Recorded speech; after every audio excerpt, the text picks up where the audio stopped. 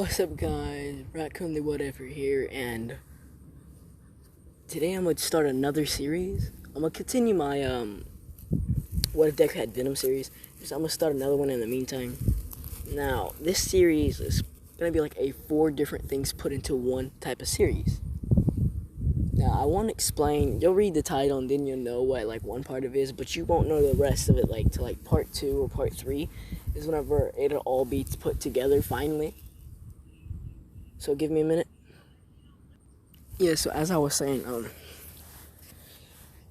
Deku, we're going to get straight into this. And this is my 250 sub special, so it's going to be an hour long. So, Deku is in class one day, right? It's still his first year at UA. And I'm going to say this is before the after USJ. Before the sports festival, though. So it's after USJ, before sports festival. Now, we cut over to Deku, who was having a really bad day today. Now, you may be wondering why his day is going so bad. And that is because Inko has got diagnosed with cancer. Yes, I'm giving Inko cancer.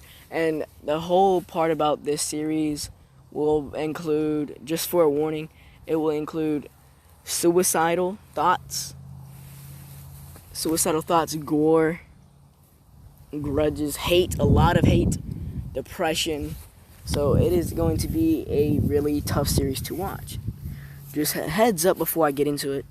So Inko was diagnosed with cancer, and I'm gonna say it's brain cancer because Deku's not at his lowest point yet.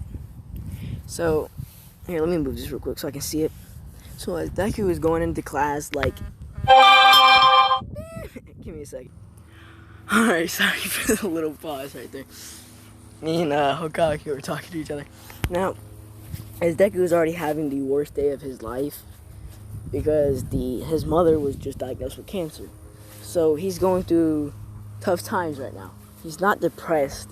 He's like more like that saddish, like he's not smiling. He's not like go giddy like he is in canon right now. He's more or less he was during whenever the area attack happened, or season 4. So I was like quiet and like had slight crying effects and everything like that. And he's thinking a lot. So as he walked into class, everyone gave him a look, but they could already see that he was sad. So they didn't know what was happening, so they didn't do anything about it. So, like, Eden or Araka just went on about their day, like they usually do with Deku. They never question him about anything. Now, skip about a week and a half later. This is around the time UA starts to investigate the USJ attack. And while they were investigating this attack, out of the corner of the screen, off camera, well, like, you could see red sneakers, and that's about all they could see. And so the only person they know of that wore red sneakers was Izuku Midoriya. So that's who they have a lead on right now. So they keep a close eye on Deku. Now, as Deku was walking home, he was going through an alleyway, which all the pro heroes watched him go through. And whenever he finally went all the way through, they heard a yelp, but it sounded like a cat, because Deku has that, like, screech. He doesn't have that, like, holler. So they thought it was like he accidentally bumped into a cat or scared a cat. And as Deku walked out, well, not the real Deku, but another Deku walked out. Now, they didn't notice this because they didn't notice these scars that Deku had previously. Now, because Deku was bullying whenever he was younger, like from Bakugo, he had a scar, like a small scar, like along his cheekbone. Now, they never took notice to this because the person that took Deku's body, well, not took him, but copied it, was Twice. Now, this is before Twice joined the League of Villains. So, Twice is doing us of his own accord. And the pro heroes never checked the alleyway to see what happened. So they wouldn't notice that Deku's body was just lying there. So as this fake Deku walked out and was heading towards UA. Well, just heading towards a normal store as this Deku robbed said store. Now, the Pro Heroes didn't do anything because they want to make sure they can easily capture this villain. Now, the Pro Heroes that were watching Deku were All Might and Eraserhead.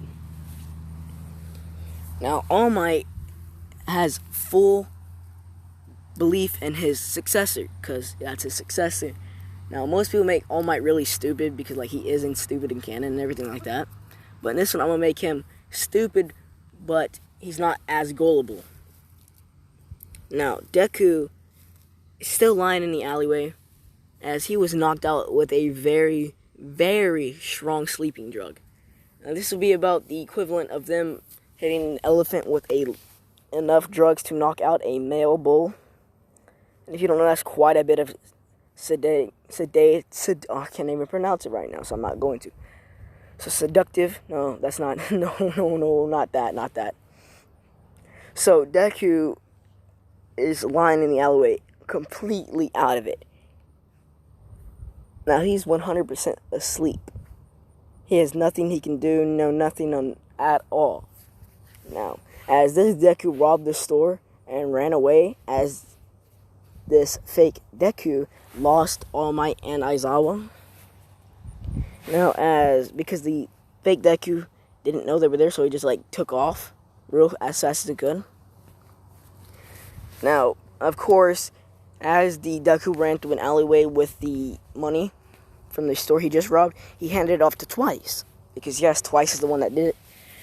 As Twice took the money and immediately went inside, as this Deku then just disappeared. Because it was a copy. Now, a day goes by as Deku walks into class, and everybody is staring at him. As Deku doesn't mind this because he doesn't even notice it because he's thinking too much. Now, Deku is so lost in his thoughts, he doesn't realize that he's getting his hands put behind his back, as well as handcuffs being put on him. So, whenever Deku snaps out of it, he realizes he's in handcuffs.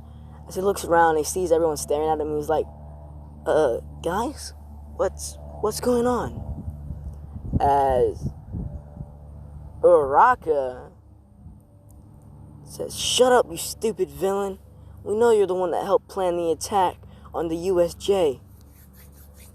Now, nobody, and other ones, there'd be somebody that believes him, but absolutely no one believes that Deku is innocent. Because All Might and Aizawa recorded what happened. And so everyone has no faith in Deku. As Deku's mind starts racing. He's no longer thinking. As he's being taken out of the UA school, there are camera crews, everyone there recording what's happening to this student. As everyone's questioning what's happening, as Aizawa says, "This is the UA traitor," like that, as everyone immediately starts questioning Deku. And now, not even Misaki knows that Inko has cancer. Only Deku and Inko know. So, as Deku's being loaded into the van, this is when All Might tells Deku to give him back his court.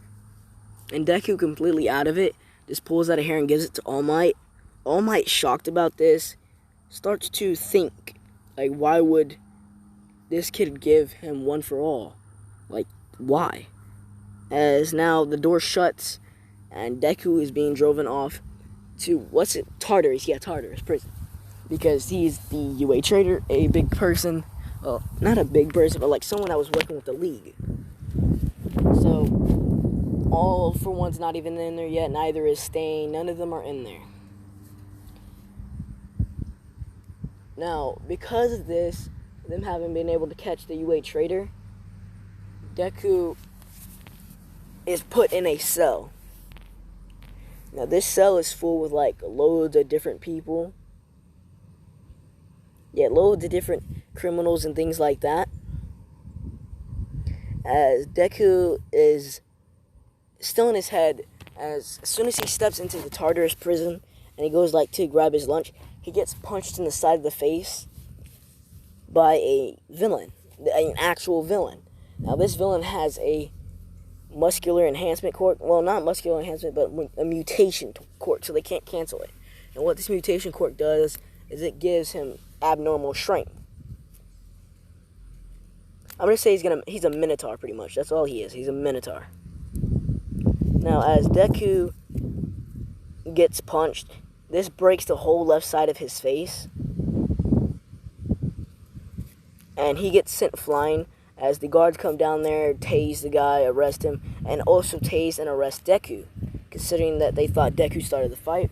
And there, no one gives a damn, like, no lie. So as Deku is in his head, he's thinking, why? Why me? Why did I have to be accused? Why am I the only one here? I'm not even a UA traitor. Even All Might took his quirk from me. And now this is when Deku starts to go into that depressing state. He's depressed. So Deku, I already got the ship planned out for this one. And it's going to be a really unique ship that I don't see often, like at all. And this, I'm not going to tell you the ship till it happens. Now, Deku is knocked out for like a day or two. As he wakes up, he's put in a cell with a couple of different villains. Now, these villains are more of the passive side, but they still will beat the shit out of you. So, Deku's in there for, I'd say, about 2 months before the villains that he's with, which all have mutation quirks, decide to break out. As they bring Deku with them, you may be wondering, why am I doing this? For a reason, okay? For a big reason. As Deku joins them. Now, this is not going to be a villain Deku one. He just wants to get out of the prison because he's like got nothing to lose. That's what he's thinking right now. He has nothing to lose at all. Now, as Deku was in there for those 2 months, Inko and All Might, All Might, Aizawa both went to Inko and informed her of the situation. As Inko broke down, as All Might and Aizawa just left because Aizawa didn't want to see a villain's mom, but All Might just went there because he knows that it's not the parents' fault that the child is a villain. That's what he's thinking. Now, as those two left, the day after Deku was arrested, Inko is now taking her medication, and this is where the suicide part comes in, just to let you know, a heads up. As Inko is taking her medication, as she just starts thinking of how her life has just gone straight downhill, as she begins to write a note saying that she's sorry, as her best friend Mitsuki didn't even talk to her anymore. She thought that, oh, it's Inko's fault that Deku's a villain, and she doesn't want to be around her. And she started belittling her, as well as all her neighbors. So this is bringing Inko down into depression, which she can't take because of her overstressed heart, because of Deku, everything like that. Now, Inko decides to finally just end it all. And I'm not going to write a note because the note would be too difficult for me to think of right on the spot. As Inko just says to Deku in her head she's sorry, as Inko overdoses as well as slices both her wrist. Now everybody's just graffitiing her house. Nobody's even gone in there to check on her at all. For those 2 months that she was in her house, she hasn't even left it because she can't. Now, as Deku finally broke out, as it streamed everywhere that 4 villains as well as the UA traitor has broken out of Tartarus prison. Now, UA itself is not surprised because they always knew Deku was a villain. Now, this triggered it for All Might, knowing that Deku was now 100% a villain because he was 85% sure. Now, as Deku breaks out, as now he's just walking through the streets, as a portal appears underneath him, as he falls down through it, and him smacking the ground so hard it knocks him out, is when he wakes up a day later. This was not a light fall, and as you know, Kurogiri is the one that took him. As he wakes up, he's strapped to a chair, as he got needles all throughout his body, everything like this. And right now, Deku is quirkless. Now, unlike some people that whenever Deku gets experimented on, that's where another part comes in. Unlike when Deku gets experimented on, he's not going to be given a quirk. Instead, he's going to be given the attributes of a Namu. Like how they had that brute strength, the overall, like, no pain, they can't feel it at all. Yeah, so Deku is going to lose most of his emotions.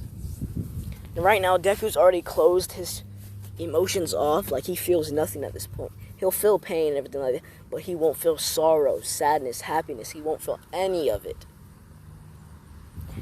Now, as Deku woke up, he sees a doctor, and this being Dr. Ojiko, the one that works for All For One.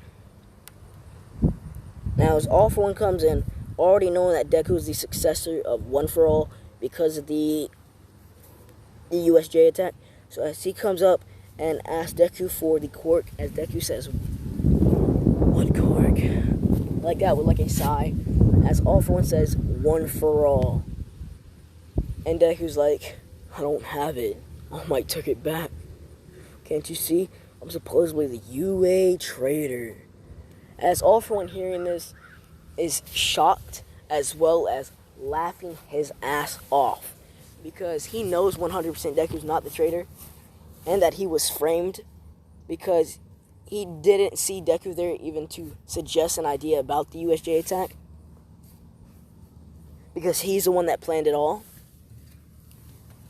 So, All For One laughing as Deku says, "What are you laughing for?" "All For One." Like that. As All For One says, "You? The UA traitor? You're just taking all my credit." And as Deku says, "Fuck your credit, All For One. I wouldn't have taken it. I wouldn't have taken it even if I had a choice. And look at where it got me. Why the fuck would I want it?" As All For One is just like pissed off at this, as he doesn't believe that All Might took the quirk back, so he goes up and grabs Deku by the face and tries to forcibly take the quirk, as nothing happens. Now, Deku, because he didn't have a quirk, All For One tried to give him a quirk, and whenever he tried, Deku's body rejected it. Now you'd be wondering that's not possible, because it's not, but it is for Deku's body. Because Deku can reject the quirk, because the One For All remnants that are inside of him, he can reject things. So All For One can't give him any quirk or take any quirk from him because he doesn't have one.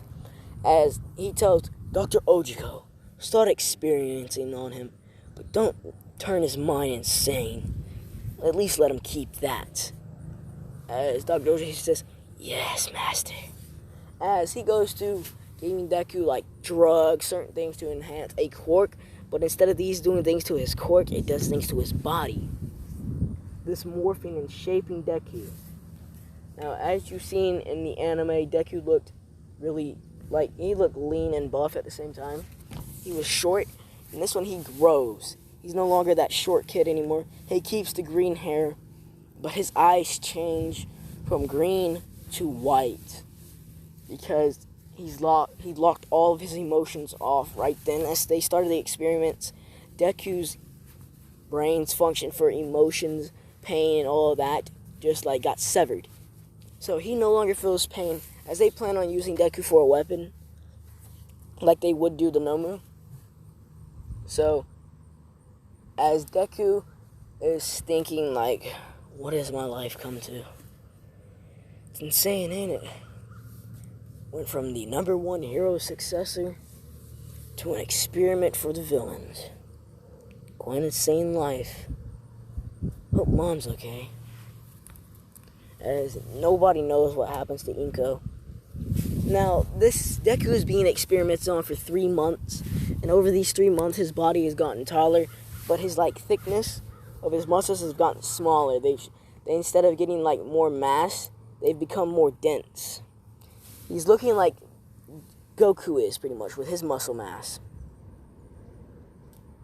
As Deku is abnormally strong.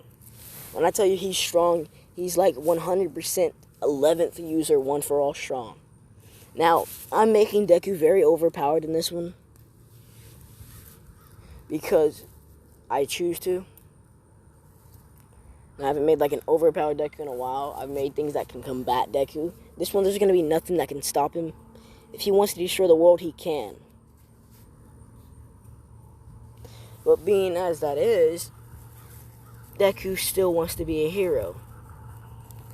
But instead of being a hero because of All Might, he wants to be a hero for himself and prove everyone wrong. But he knows he can't do that while he's stuck here. So during the 3.5 months of being experimented on, Deku, well, the UA trader, has been proven innocent. Now, everyone in Class 1A is feeling really bad, but they know Deku broke out of prison, so he's still a villain in some way. But, as Aizawa said, there's no way Izuku Midoriya is a villain. There has been no track of him ever since he broke out of prison. And he brings up a video showing him after he broke out, just walking around as a portal underneath him opens up, and that's all they see. Now, Aizawa and Nezu and everyone, all the pro heroes are looking for Deku because they know this is Kurogiri's work, or the Warp Dust guy. I'm pretty sure they don't know his name yet during the USJ. So, as they're all know this is Kurogiri, but they call him like the Warp Man. So, they have no idea what has happened to Deku, or in Aizawa's word, Problem Child. So, Deku, around the 3 months, which is like a total of 5 months, well, 3.5 month mark, I'll say 4 months go by before as like half month, the 3 months, he was planning to escape. Now, at the 4 month date, because he's already noticed that he's able to break out of the chains that he's in very, very easily and get out, but he's just planning his escape. He's planning for all situations because Deku is smarter. Because all these experiments, he's grown intelligence, like very vast amounts of intelligence, like smarter than Nezu type intelligence, as he uses this to his advantage. So he plans for every scenario possible. So as Deku finally decides that today's the day, which is like, I'm gonna say January 1st. Now, like around September 1st. Yeah, September 1st.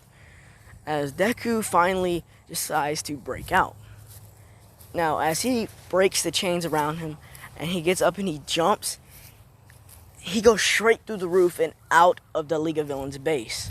Now, him thinking, wow, that was very fucking easy. Because in this one, Deku's been through so much torture and things like that to break his mind, but in a way, like, he still has it. Like, he still can make his own decisions and things like that, but his mind's so mentally fucked, like, he doesn't care about anything. That type mentally broken. The main things he cares about is his own survival as well as Inko's. But whenever he finds out what happened to Inko, he is going to be very, very pissed. So Deku breaks out and goes straight through the ceiling. As he lands on the ground, everyone is looking at him because he went straight up out the road. That's where the League of Villains base is, like underneath a road. Not a sewer, but like underneath the sewer. So it's like no one can find it. So as he jumped out, everyone's looking at him thinking he's a villain. As Deku disappears, his body just flickers. Because Deku is incredibly fast thanks to all the experiments. So in his head he's thinking like, geez, that Dr. Ojiko, he's one hell of a doctor. Because Deku didn't know this would be possible, all this strength and things like that, for a normal person who is quirkless wouldn't be able to get this strong. So as Deku finally gets out, as he disappears and he's in the mountains by the forest training camp. Now, a couple weeks go by and Deku hasn't made an appearance since then.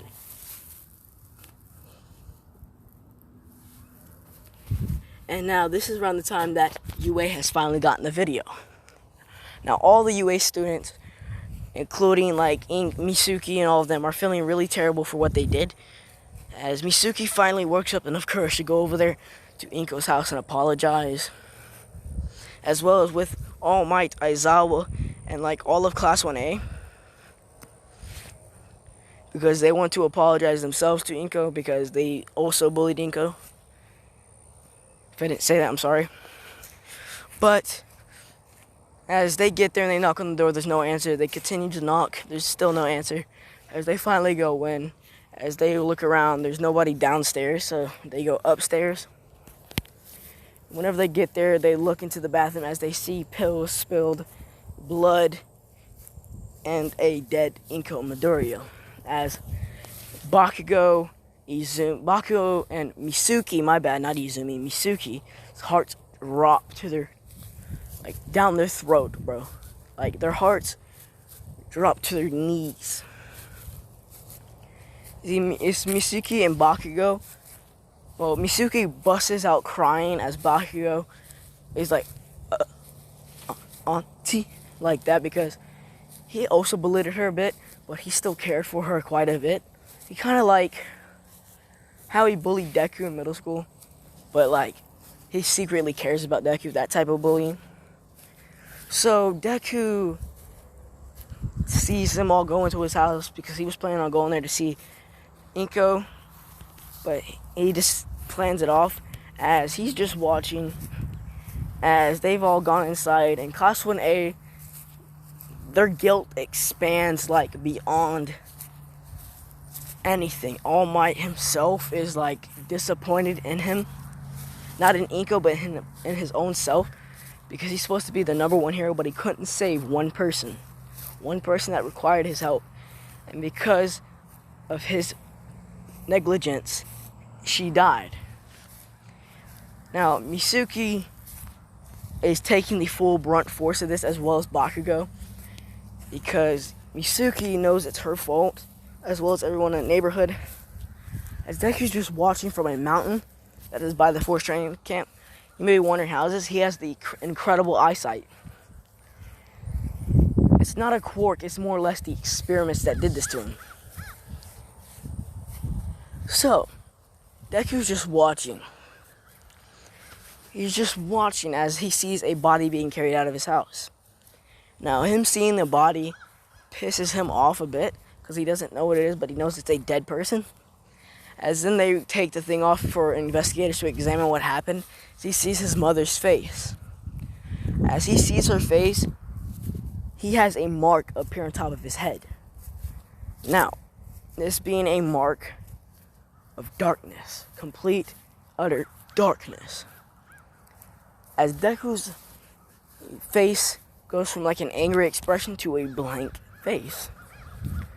As out of nowhere, to the Wild Wild Pussycats who weren't there, a big blast of darkness just shoots up in the air. Now everyone around the world feels this shake because it destroyed the entire forest. Now, after this, a couple of days go by as they examine what happened, as they go up to the forest, as they see nothing's left. Just nothing but a crater. And lava sitting down at the bottom of it. Now, during these weeks, Deku has been talking to someone in his head. Now, this is not a reincarnation. More or less like he already had it, but he just had to awaken it. Now, as the person he is talking to is short with blonde hair. Now, of course, this being Meliodas, the demon son, as well as the leader of the 10 Commandments. Now, this is not the nice, kind Meliodas. This is the leader of the 10 Commandments, the one that wanted to defeat the Demon King, that Meliodas. Like, he has the dark cape and everything like that around him. So, as he's been talking to Deku, he's been wanting Deku just to go around and destroy every damn thing in his path. He wants him to destroy Hero Society itself. He's kind of like 9. He wants Deku to destroy the heroes, the ones that caused his mother to die. As Deku is still that hero mentality, he's telling Meliodas that he won't do it. He'll become a hero and change it the right way. As Meliodas is disappointed in him, but he knows that he can't do shit about it because he's like in his head. Now, Meliodas decides to give Deku tips on his power, like how he can awaken it, how he can control it. Now, ever since Deku was little, he's always been able to like take damage and also like turn around and double it, which is like full counter. As well, he's been sometimes when he was by himself, he would clone himself to like make like 2 Dekus. Now, this is not a quirk. This is not a mutation quirk. It's not a quirk in general. It is just a technique. Because in this one, I'm going to say Meliodas' power can be passed down. Well, it can be learned. So, Deku is talking to Meliodas, as Meliodas gives him pointers like, oh, since you already pretty much emotionally fucked, you can easily access your power. Because in this one, Deku's not cursed like Meliodas is. He can die. He doesn't. And Elizabeth is not in this one at all. I'm not going to do that stupid shit. So, as Deku is now learning about his powers, he's destroyed several areas by accident. Because as you know, at night, demons get stronger. So that means Deku would probably be a night hero more than a day. But he will fight during the day. Because no matter what Deku fighting during the day or at night, he is overwhelmingly overpowered. Like, he will smack All For One and All Might together. So, Deku finally makes an appearance in front of UA after these weeks have gone by, as the gates slam shut because they've already changed Deku out of their systems. Oh, give me a minute. Yeah. So as they've already changed Deku out of the systems, Deku is, when the door slams shut, Deku is kind of pissed about it. Because, like, the dorms have already been implemented early. So as the alarm goes off a bit, as everyone's like, oh, false alarm, out of nowhere they see the UA doors themselves just disintegrate. They like turn to dust, but you get consumed by darkness and destroyed. So, as they all see a man come walking through, tall, green hair, white eyes, and with like scars and everything like that all over his body, like an emotionless face. As all of UA, the pro heroes, All Might, all of them get into defense mode as they ask who this person is. And Deku just looks at them and smirks and says, "You don't know your own student as well as your successor?" Like that. As All Might and Aizawa both know who this is, as they tell everyone to drop their guards. Oh, and this is when Deku says, "I don't think that's a good idea." Like that. As Nezu comes walking out and says, "Are you Izuku Midoriya?" Alright, give me a minute. Yeah, so as Deku smirked and said, "That's not a good idea." And Nezu said, "Are you Izuku Midoriya? And are you also the one that caused the mass destruction of the forest over in a certain address?" I don't want to think of one right now. As Deku tilts his head up and says, "Yeah, I am."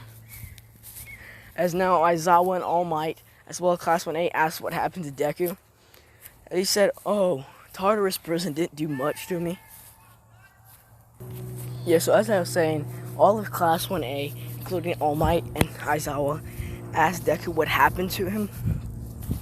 As Deku says, "Oh, Tartarus was bad. It really was, to be honest. But it ain't nothing like being experimented on." As he says this, All Might, Aizawa, and everyone there, eyes widen. As Deku pulls his shirt up a bit, as he shows the mass amount of scars all over his body, as everyone there tries to say, "Deku, you're back, right? You're gonna stay." Deku looks down at them with like a glare, and he puts off a large amount of bloodlust, enough to like put Stain to shame with the amount he put out. And so Deku said, "Why the fuck would I come back here? You let me get experimented on." As he starts laughing, as this darkness starts coming over his body, as everyone says, Deku, what the hell is that? Deku says, what? You've never seen the darkness and hate of someone take form before? As this scares everyone, they're shitless. Guarantee this is gonna be an age-restricted video because the amount of times I'm cussing in this, because this is like a B-trade episode series. And Deku says, I'm not coming back to such a shitty school. Matter of fact, I'm gonna crush this school. As he says like that, and as the pro heroes all get prepared to fight, and as they rush in, Deku just pulls his hand down, motions his hand down, as every hero there, including All Might, just smash into the ground. And as I was trying to erase the cork, and nothing's happening, as the amount of pressure that is on their body is causing craters in the ground. Now Deku releases Midnight because Midnight, I'm gonna say, might as well, fuck it. Deku releases Midnight, and Midnight is like, has no pressure on her body anymore, so she stands up and she begins to rip her suit. As she rips her suit and goes to bring the fumes towards Deku, as the fumes reach Deku, as Deku's just like breathing them in and nothing's happening. As Midnight's confused, and Deku just says, Midnight, I suggest you stop. I don't want to hurt you, considering how I know you kept looking for me. Yeah, so in this one, Midnight was about the only one that kept looking for Deku, because after he broke out and they see him jump through the floor, she started looking for him. And Deku's always been watching everyone there to see the reaction on what they did, considering what they did, whether or not he would forgive them. No one looked for him. All they did was feel bad for themselves and what they did. They felt pity for themselves. So they're pretty much the most selfish people. So Deku doesn't give a damn about anyone there other than Midnight, because Midnight would cry on patrols, as she would like mainly look for Deku. She wouldn't even look at crimes, like small crimes that would happen, she wouldn't even bother with. But she would always look for big crimes and everything like that to see if she could find Deku. So as he released her and told her this, she's surprised that he knew. And everyone there is like, oh, we were looking for you too. And as Deku was like, the fuck you weren't? I was watching you all. Every single one of you. As he puts even more pressure down on the heroes. Now this is starting to make them bleed, like out of their ears and nose and mouths. All Might has already de-transformed, because this amount of pressure is too strong, because he put extra pressure on All Might to make sure he deform and get exposed by everyone at UA. Now, everyone inside the UA building sees Deku, as some of them say, oh, look, it's the traitor. As some of them also say, nah, he was proven innocent. Why is he here? Is he here for revenge? As everyone is freaking out. As Deku is easily bodying all of the pro heroes there. Now, this is when the cops get there, and they shoot Deku. And Deku, having the demonic power, like Meliodas does, he has 7 hearts as well. So, these bullets hit Deku, and they go straight through him as his body just heals with the darkness. So, Deku just like sends a black void around UA, the whole of UA, and he just covers it as he starts to portray images and illusions with the darkness, showing everything that has happened to him. Now, he walks up to Midnight as he gives Midnight a slight hug, and he whispers in her ear, "Thank you." As Midnight blushes a bit. Now, I'm making UA college, of course, why the fuck not? Midnight, same age as she was in canon, but Deku's gonna be older, old enough to like date her and shit like that. Now, the bad part about this series is that it's the R-rated hero. Because of that, there's gonna be some kinky shit in this one. Yeah, and it's gonna be age restricted probably. I don't really care. Just letting y'all know. So, Deku just starts portraying these images and visuals of what happened. Everyone's seen Dr. Ojiko, all for one. Everyone there, they see Deku having his arms cut up, stabbed and skewered with needles, injected with certain chemicals and things like that, as they're mortified. As some of the girls in class, when they start to break down, Bakugo himself is like being really pissed off about this, considering how Deku was experimented on because of his negligence as well as everyone there. Now, All Might seeing All For One try and give Deku course and everything like that, and seeing how Deku rejected them, is proud as he tries to congratulate Deku, and Deku just throws a spear straight through All Might's arm. And this spear going straight through it and leaving a hole in All Might's arm. Now, Deku says he'll be taking his leave now, as a wing starts sprouting up from his back. This is not being like a physical wing, but darkness. As he just dips, like just disappears. Like that's how fast he flew away.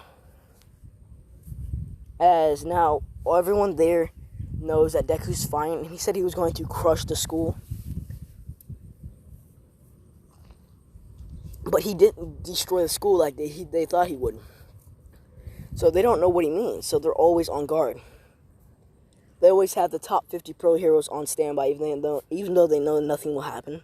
Well, not like nothing will happen to the school, but they know the pro heroes won't be able to do anything about it. So they have Midnight there. So they're practically using Midnight like a hostage. Now, as they were all doing this for like weeks, Deku's already applied to Seketsu High.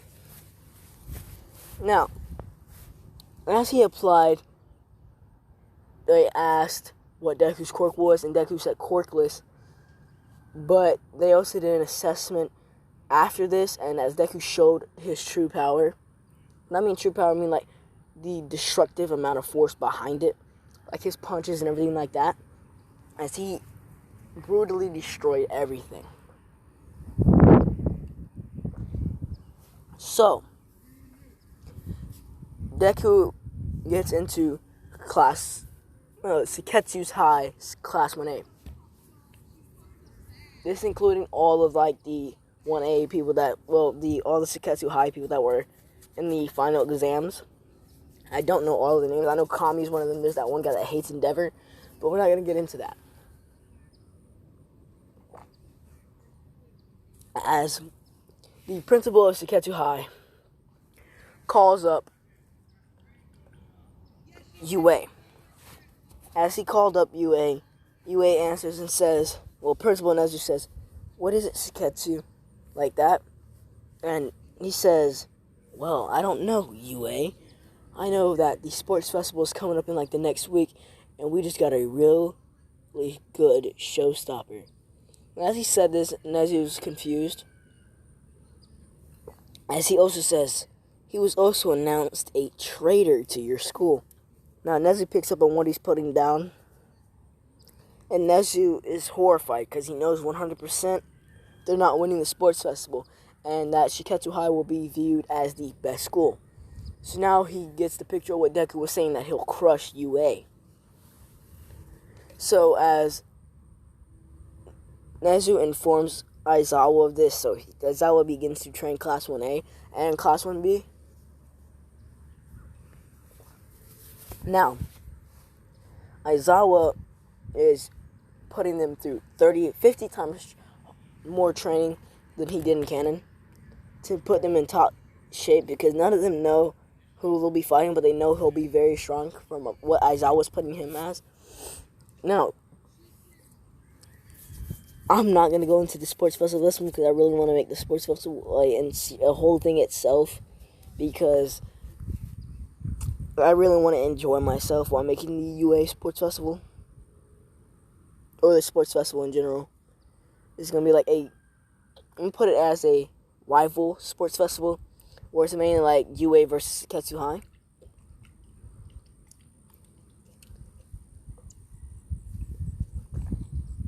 Now, over this course of a week, Deku has been talking to Midnight. Now, Deku's not wanted as a villain because he was proven innocent and he hasn't done anything villainous other than really destroying the front gates of the UA. That's about it. So, Deku has been talking to Midnight as, when I say in this one, Deku's 21. And everyone else in Class 1A is like in their 20s too.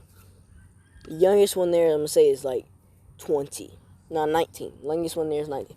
Like, majority of the class is 19, and like 1% of them, like a small amount of them is 20, so Deku is the oldest one there. For plot, okay? For plot. Deku and Bakugo are relatively the same age, because Bakugo got his quirk and Deku never did. So, they're relatively the same age as Deku talked to Midnight over this week, as he's like not talking to her normally, he's flirting with her, as he would send her pictures. Now these not being nudes, but these being his like physical body. Okay? He's lean like Saitama, pretty much. So, Midnight is always like blushing whenever she's texting Deku and everything like that. She doesn't know what to expect from him. As she asks him why did he change so much, and he says, "Did you not see the pictures? Well, not pictures, but did you not see my pictures? You see how many scars I have? As well the mass amount of betrayal I had given to me?" As Midnight says, good point.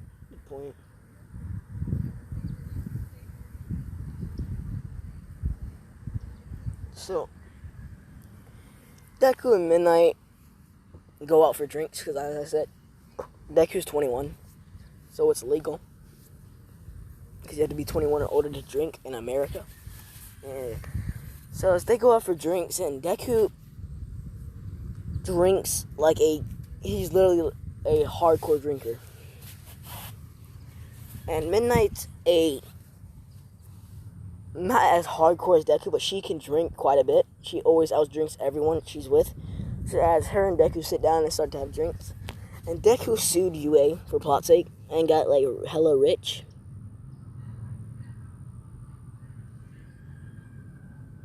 So, Deku has over $10 million, okay? Nah, 10 billion. So as he and Midnight sit down, and Deku offers up a drink, as she accepts this, of course. And Deku orders about 1,000 bottles of champagne. As Midnight takes this as a challenge, because she only ordered one. So she orders 1,000 as well. Her thing is she can do this, which she can't, which is like a 100% truth. So Deku begins to down these bottles like they're nothing. And so does Midnight, but they drink for like hours on end. And around like the 700th bottle, Midnight begins to get like drowsy and leaning. And Deku's still looking at her like she's stupid. Because Deku is like the heaviest drinker in the world. Yeah, this is like very unhealthy, but like, bro, Deku has darkness. He can literally just rip it out of his fucking system. As well as regenerative ability. And for Midnight, I'm gonna say her body's used to it. Let's put it like that.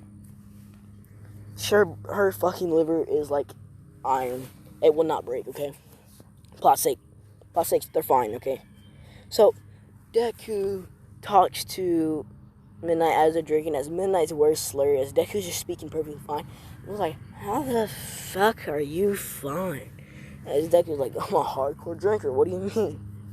She says, well, I'm a hardcore drinker as well, but what the fuck? As Deku says, you're a lightweight, what are you talking about? As they begin to drink even more. Now we're at the 1,000th bottle.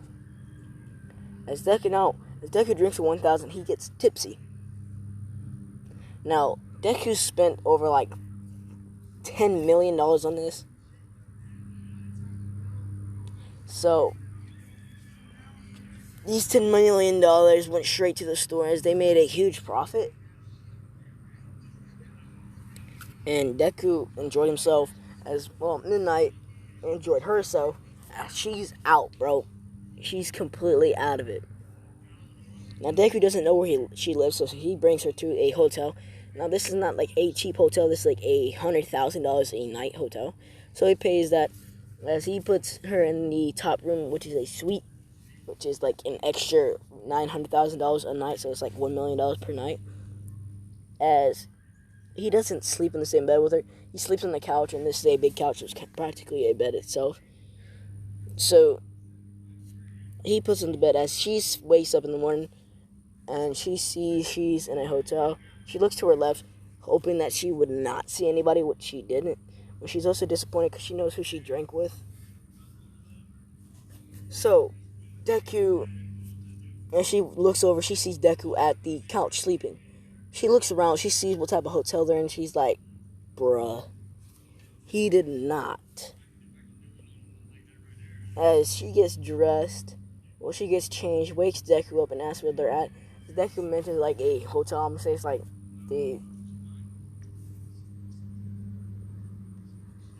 it's not a love hotel, but it's like let's say it's the Drunkers Hotel, just because they got drunk. It was like mainly drunk people going there, so they named it the Drunkers Hotel. That's the backstory and the origins of this hotel. Now, Deku wakes up and he sees her, and he mentions the name and tells her what it is. And she asks how much the room costs, and Deku said, don't worry about it, you don't have to pay it back. And she says she won't pay it back. She wants to, but she knows she won't be able to, because as Deku said, it's $1 million a night. And her face goes from thinking she would be able to pay it back to like, nah, I can't afford that. All Might compared to Deku's richness is like Rocket compared to Momo. It ain't happening. Like, Momo's poor compared to Deku, so let's just mention that. And let's get that out of the way. So, Deku is now fully awake, and Midnight gets dressed as she goes to UA to teach, as Deku goes to Seketsu High for the first day. Now, when he's there, he meets Kami and the guy that hates Endeavor, and those are his best friends. Now, we're going to skip a couple days later, and there's an attack on UA. Because I'm saying this one, they went to the forest training camp. Well, not the forest training camp, but like another type of woods. And they were attacked by Dobby. And Dobby hasn't joined the League of Villains yet. He just wanted to fuck with UA. As now, they still know they have a traitor amongst them. As they get attacked. And this is relatively goes differently from the forest training camp. Instead of like people getting injured and people getting captured, it was mainly like people would got burned a bit. Todoroki would have to help using his ice. But overall, they were fine. Other than the area they were in got burned to a crisp. So, Deku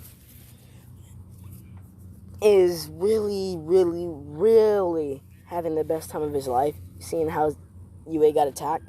And knowing that Midnight wasn't there made it even better. So now he can laugh at UA. And I'm running out of ideas to get it, like, keep the story going for, like, another 7 minutes. So I'm going to end it off here. And I'll cover the sports festival in the next episode. And y'all might enjoy the sports festival, y'all might not. But that's up to y'all. Like, comment, subscribe if you like to. And I hope you enjoyed the video.